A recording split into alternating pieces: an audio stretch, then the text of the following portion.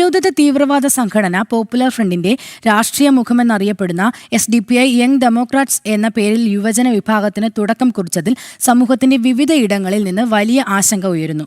പുതിയ പാർട്ടിയുടെ രൂപീകരണം സാമൂഹിക ഐക്യത്തെയും പൊതുസമൂഹത്തിന്റെ സുരക്ഷാബോധത്തെയും ബാധിക്കുമോ എന്ന് ആശങ്ക ചില രാഷ്ട്രീയ സാമൂഹിക നിരീക്ഷകർ പങ്കുവയ്ക്കുന്നു. നിരോധിത തീവ്രവാദ സംഘടനയായ പോപ്പുലർ ഫ്രണ്ടിന്റെ നിരോധനത്തിന് പിന്നാലെ രൂപം കൊണ്ട തീവ്ര വർഗീയ സംഘടനയാണ് SDPI.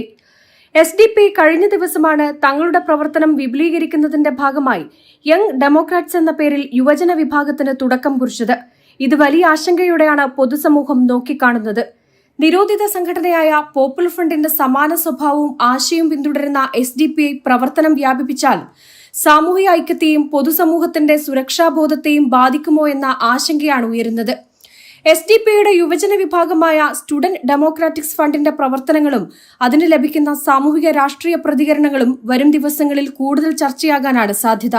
ജനം, കോഴിക്കോട്.